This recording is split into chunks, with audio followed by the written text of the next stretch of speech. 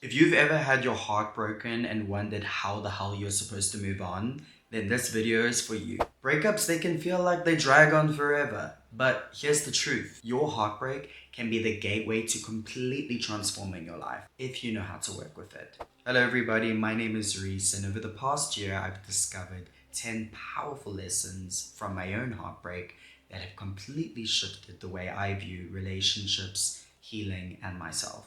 And today I want to share them with you, including one mistake that keeps so many people stuck in heartbreak for way longer than they need to. So if you're tired of feeling like you're not moving forward, keep watching. These lessons might just cut your healing time in half. So let's dive in. Lesson number 1, healing is so not linear. Guys, healing is not linear. And honestly, this one hit me hard. We're kind of fed this idea that time will automatically heal things and fix everything for us. That after 3 months you will be okay, and after 6 months you'll be completely healed. But the reality is not quite like that. In reality, healing is not a straight line. And for me, there were days where I felt amazing, where I felt as though, yes, I finally healed and moved on. And then out of nowhere, a scent or a smell or even a memory would pop up and completely flatten me. And I felt as though I had made no progress at all. And if this is a similar experience for you, I want you to listen to me when I say that those dips don't mean that you're failing, they mean that you're healing. And here's why. Your nervous system doesn't move at the same timeline as your thoughts. Even if your mind understands that something is over, your body might still be carrying the stress and the grief. This is why one moment you feel calm and clear and the next very triggered. It's not weakness, it's biology. Your body literally heals in waves and spirals. It fits and starts. Sometimes you're calm, sometimes you're crashing, but both are part of this process. So instead of beating yourself up for not being over it already, try honoring the pace that your body needs. Healing isn't a deadline, it's a return to yourself over and over and over again. And every time you come back to yourself, you're stronger than you think. Lesson number 2, crying isn't a weakness. It's a release. I used to hate that I was crying after a breakup. You know that voice inside of your head that is saying things like, really, we're still doing this? But the truth is that crying is one of the most powerful tools your body has to regulate itself. It is society that teaches us that crying is a sign of weakness, especially if you're crying too much or too long. But from a nervous system perspective, crying is literally your body discharging stress. It's like an emotional pressure valve. And here's the sciencey bit. When your body cries, it activates the parasympathetic nervous system, the rest and digest state. It's your body saying, hey, I'm trying to calm you down. This is why after a really good cry, you often feel calmer, lighter, and even more sleepy. That's not random, that's regulation. And when you don't let those tears out, that emotional energy doesn't just vanish. It gets stored in your body, in your muscles, your fascia, your guts, and it can lead to chronic stress, anxiety, and burnout. So if you find yourself sobbing in the shower again, or crying over a song you've heard 1,000 times, please don't shame yourself. You're not weak, you're healing. You're literally letting your body move through grief without trapping it inside. And honestly, that's one of the bravest things you can allow. Lesson number 3, accountability is a portal to healing. Here's the thing, when you're in the middle of heartbreak, your brain is desperately trying to make sense of it. And the easiest and quickest way it does that is by pointing the finger. They hurt me. They left me.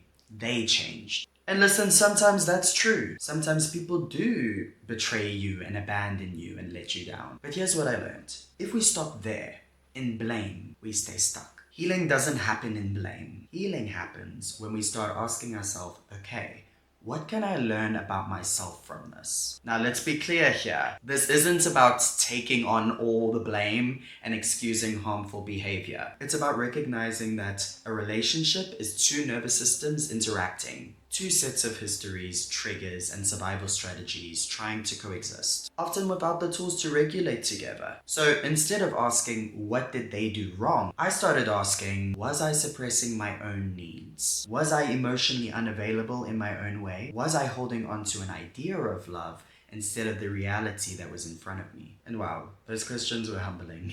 But they also gave me my power back. Because when you hold someone 100% responsible for your pain, you stay in victim mode. When you take radical self-responsibility, you reclaim your ability to grow. From a nervous system perspective, blame keeps you in fight and flight. Accountability, on the other hand, softens your system. And it says, I can learn, I can grow, I have some control here. And that's regulating. And for me, that shift cracks something open. My ex stopped being this villain in my head, and I could start to see them as another human being, acting out their own wounds, just like me. Listen, that doesn't excuse harmful behavior, but it does bring compassion. Compassion, by the way, is one of the biggest safety signals your nervous system can have. So yeah, accountability is uncomfortable, but it's also liberating. It's a doorway out of blame and into real healing. Lesson number 4, the only closure you really need is the breakup itself. Now listen, we're all taught this idea that closure means one last big conversation, the heartfelt apology. So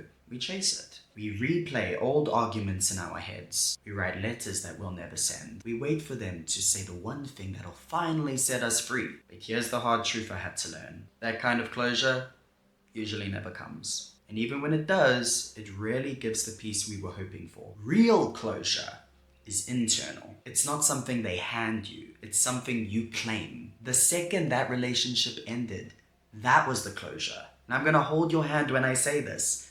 That was life saying, this chapter is done. The work is now redirecting that energy back into yourself. Because when we keep waiting for someone else to give us closure, we're handing our healing in their hands. And that keeps our nervous system stuck in this loop. Hyper alert, replaying, searching, never settling. And again, from a nervous system perspective, that endless search keeps you in survival mode. But when you consciously decide, I'm done, I'm safe to let go, your body actually starts to release. It's like you're finally giving yourself the signal, it's over. I can exhale. So closure isn't a conversation. It's a decision. It's a decision that starts with saying, I'm not waiting for their words to heal. I'm safe to release. My peace belongs to me. And when you do that, you create something so much greater than an explanation. You create space for actual peace. Okay, lesson number 5. Forgiveness takes time, and it's not what most people think it is. I used to believe that forgiveness was saying, it's fine, I'm over it, or pretending that the hurt didn't matter. But real forgiveness, it's not about excusing what someone did, or even about them at all. It's about you. It's about loosening the grip that resentment and anger have on your body. And here's the piece that I didn't expect. Sometimes the hardest person to forgive is yourself. After my breakup, I caught myself thinking things like, why did I stay so long? Why didn't I listen to my gut? And if you've asked yourself those questions, you're not alone. But here's what I want you to know. When we're in survival mode, our nervous system will almost always choose what's familiar over what's safe. Again, that's not weakness, that's biology. So self-forgiveness starts with this gentle truth. I did the best I could with what I knew at the time. Listen, forgiveness doesn't erase the pain. It doesn't mean forgetting. What it does release is you having to carry that weight every single day. And it happens slowly, in layers. It shows up once your nervous system feels safe. So if you're not there yet, it's okay. It's not a race. Forgiveness unfolds over time. And when it comes, it feels less like excusing the past and more like finally being free in the present. Lesson number 6. Your intuition is real. It's way smarter than you think. You know, we often talk about your intuition as this mythical sixth sense. But here's the science. Your intuition is actually your nervous system talking to you. When something feels off, your body literally registers it before your conscious brain can explain why. The problem, so often in relationships, is that we override it. We rationalize it. We tell ourselves we're overreacting. Basically, we gaslight ourselves. I've been there. I felt the misalignment in my past relationship. I knew something was off, and I still stayed. Why? Because facing the truth felt scarier than ignoring it. But here's what I learned. Ignoring your intuition doesn't protect you. It just delays the inevitable, and usually it makes the fallout a lot harder for you. The more regulated your nervous system is, the easier it becomes to hear your intuition more clearly and tell the difference between fear and truth. And that's why I lean so much on body-based practices like TRE, trauma, tension, and stress releasing exercises. They help settle the survival responses so your inner voice gets louder and clearer. So if you're in a situation where right now something feels off, pause, breathe,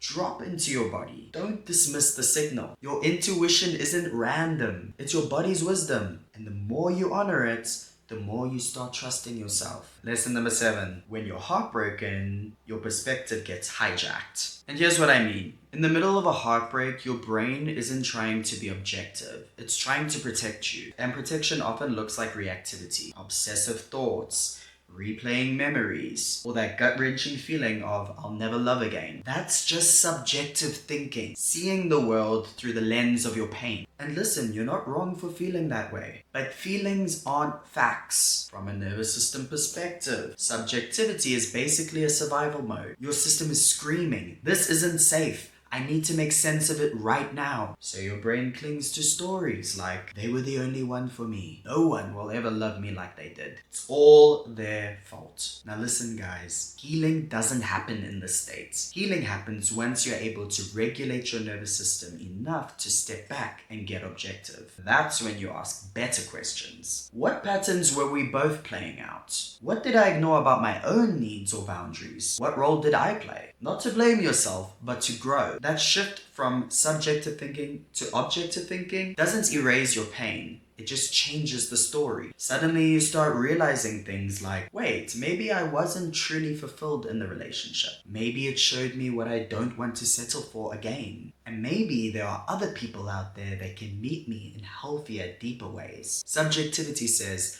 this is the only person I'll ever love.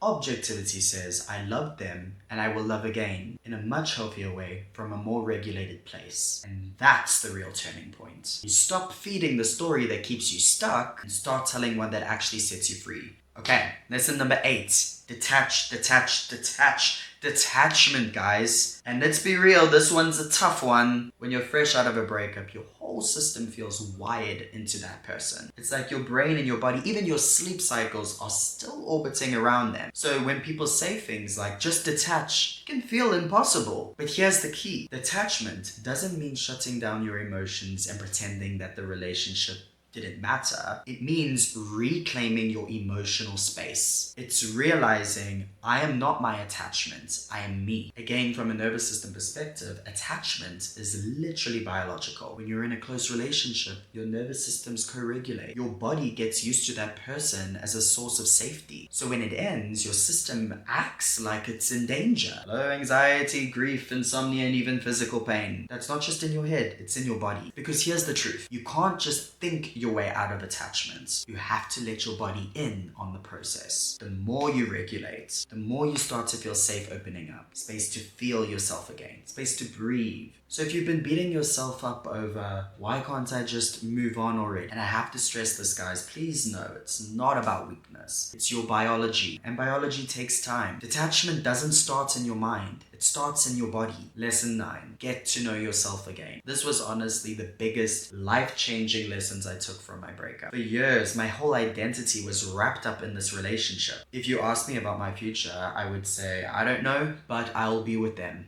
That was it. My plans, my purpose, even my happiness was all tied to this idea of us being together. So when the breakup happened, it felt like my entire world collapsed. I wasn't just losing a partner, I was losing a version of me that only existed in that relationship. And that's terrifying. But here's the shift. That collapse created space. Space for me to connect with who I actually am outside of that relationship. I started asking, what do I love? What goals do I have for my future? What kind of life lights me up when no one else's opinion matters? And slowly I began to rebuild, not around someone else, but around myself. And from a psychological perspective, this is huge. Self-discovery is one of the foundations of emotional resilience. And when you know who you are and what matters to you, you stop outsourcing your worth to other people. You become whole. And then any relationship you step into is an addiction and not a source of your happiness. So if you're in this space right now where everything feels like it's crumbling, and as hard as it is, that blank slate can be a gift. It's your chance to become your own love story. Remember guys, the most important relationship you have in this life is the relationship with yourself. And you are worth that time, that space, that care. Okay, lesson number 10, Time is really everything. You probably heard that phrase, time heals all wounds, and we briefly touched on it in the first lesson that we learned today. And honestly, it's not quite true. Time alone doesn't magically erase pain, but what it does give you, and this is just as powerful, is perspective. In the early days of my breakup, everything felt so raw.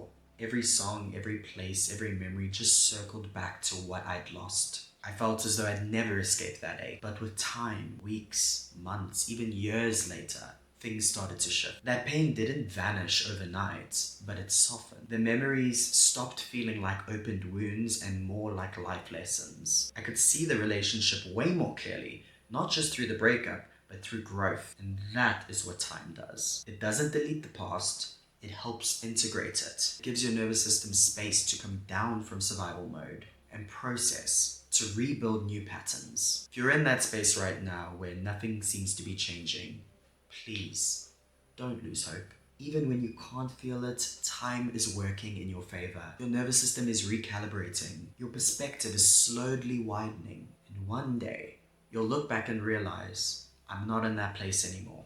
I've grown. I've healed. I've become more of me. So please don't rush it. Trust this process. I want to reiterate that time won't erase what happened, but it will carry you to a place where you can hold it with softness and not pain. So there you have it, guys. Those are the 10 powerful lessons that I've learned through my own breakup. And honestly, they've changed not just how I view relationships, but also myself. And if you're moving through heartbreak right now, I want you to know that you're not broken. You're becoming. Healing takes time, compassion, and the right tools. You're already on your way. And if you feel like you need more support on that journey, I also work with people one-on-one through TRE sessions and online coaching for those of you that want more personal guidance. Again, no pressure. These are just options for people that want more deeper support. But whether you join me or you just take these lessons we've learned today, remember this. Your healing is possible. Your nervous system is capable of rewiring, and you are so much stronger than this moment might feel. And if this video helped you, let me know in the comments. I'd love to hear what lesson landed the most of you. And if you feel like someone close to you could use it,